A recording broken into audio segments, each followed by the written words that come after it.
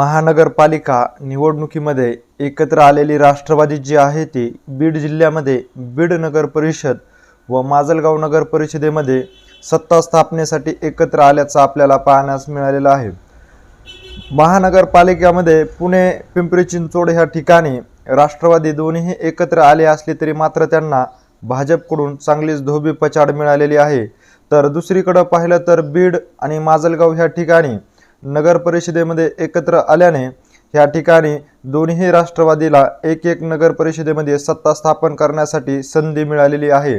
तर आता दुसरीकडे पाहिलं तर महानगरपालिकेमध्ये मिळालेले अपयश पुसून काढण्यासाठी दोन्ही राष्ट्रवादी जे आहेत त्या येऊ घातलेल्या 12 जिल्ह्यातील जिल्हा परिषद निवडणुकीसाठी पुन्हा एकदा एकत्र येणार असल्याचं काल संकेत मिळालेला आहे।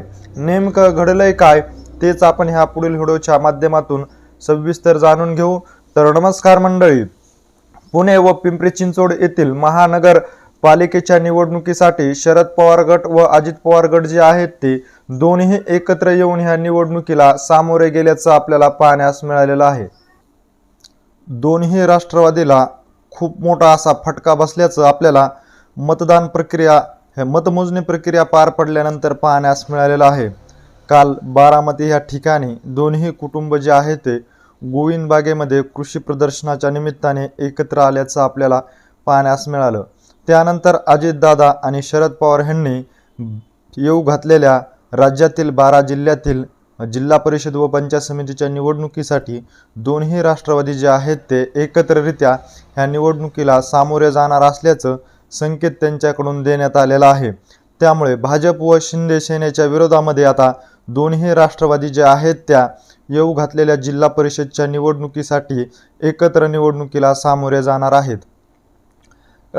पश्चिम महाराष्ट्र, मराठवाडा व कोकण अशा 3 विभागामधील एकूण 12 जिल्हे जे आहेत त्या 12 जिल्ह्याच्या जिल्हा परिषद व पंचायत समितीच्या निवडणुकीचे बिगुल वाजलेले आहे।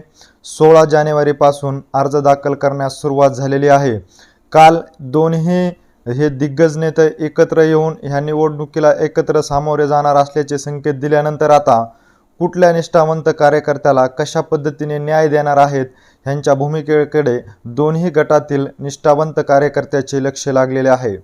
पुणे व पिंपरी चिंचवड महानगरपालिकेमध्ये एकत्र आल्याने पुणे व पिंपरी चिंचवड महानगरपालिका आपल्या ताब्यात येईल असं वाटत असताना परंतु भाजपने टाकलेल्या डावामुळे दोन्ही राष्ट्रवादीला खूप मोठा पराभवाला सामोरे जावे लागलेले आहेत।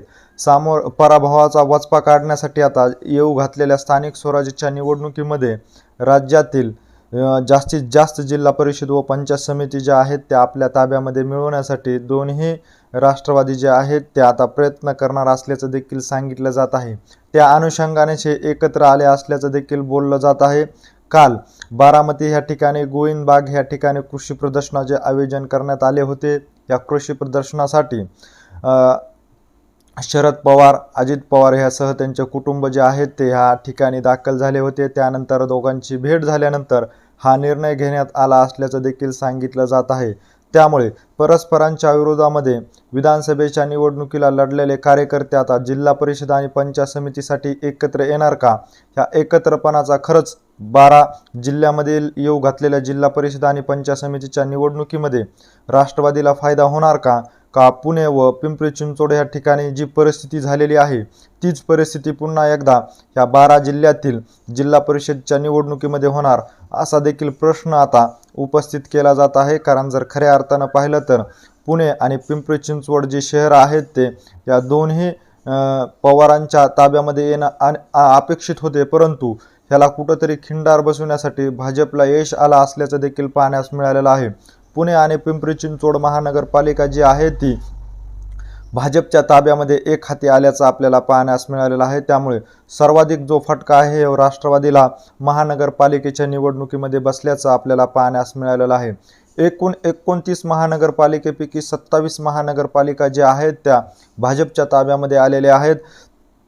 त्यामुळे राष्ट्रवादी जे आहे ते तिला कुठंच आपलं घवघवीत यश जे आहे ते मिळवण्यामध्ये यश आलं नसल्याचं देखील पाहण्यास मिळालेलं आहे। त्यामुळे आता जिल्हा परिषद आणि पंचायत समितीच्या निवडणुकीमध्ये दोन्ही राष्ट्रवादी एकत्र आल्याने ह्यांना खरंच फायदा होणार का शरद पवार व अजित पवार यांनी घेतलेला हा निर्णय पुन्हा त्यांच्या अंगलोट तर येणार नाही ना, अशी देखील चर्चा आता ह्या निर्णयानंतर होताना पाहण्यास मिळत आहे.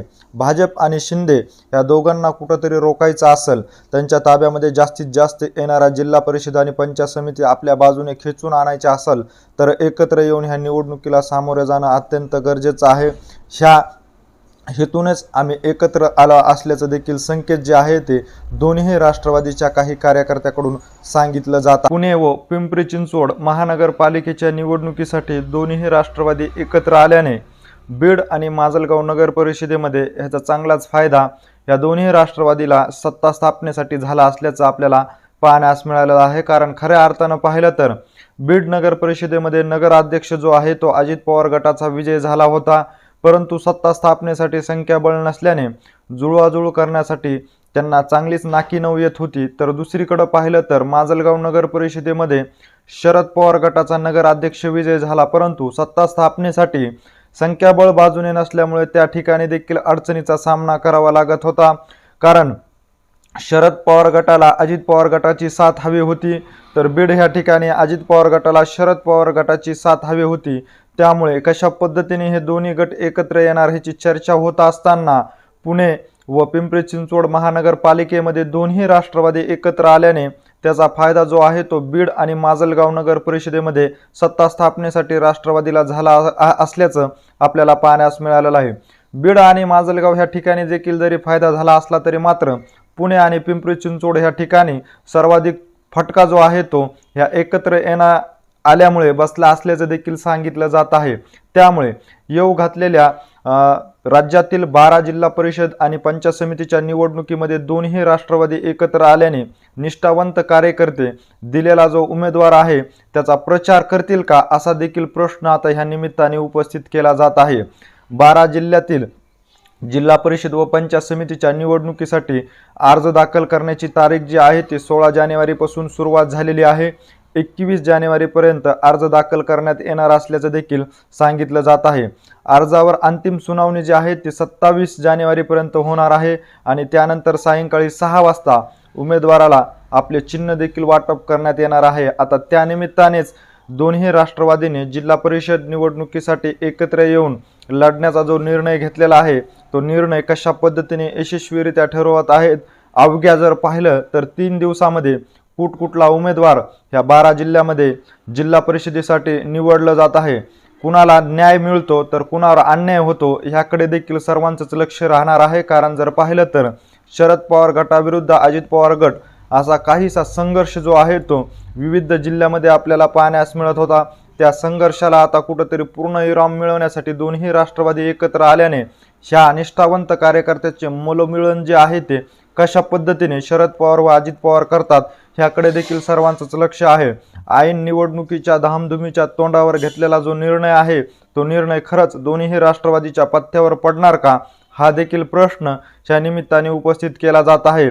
तर दोन्ही राष्ट्रवादी एकत्र आल्याने राज्यातील 12 जिल्हा परिषद जे आहेत, जिल्ह्यातील 12 जिल्हा परिषदेच्या ज्या निवडणुका आहेत त्या निवडणुकीमध्ये खरंच घवघवीत यश मिळू शकतं का, भाजप आणि शिंदेंना रोखण्यासाठी कशा पद्धतीने ह्या दोन्ही राष्ट्रवादी रणनीती आखू शकतात, ह्याविषयी नेमकं तुम्हाला काय वाटतंय हे आम्हाला आमच्या कमेंट बॉक्समध्ये नक्की कळवा. अशीच माहिती जर तुम्हाला वेळोवेळी जाणून घ्यायची असेल आणि तुम्ही अजूनही आमच्या चॅनलला जर सबस्क्राईब केलं नसेल तर नक्की सबस्क्राईब करा. धन्यवाद.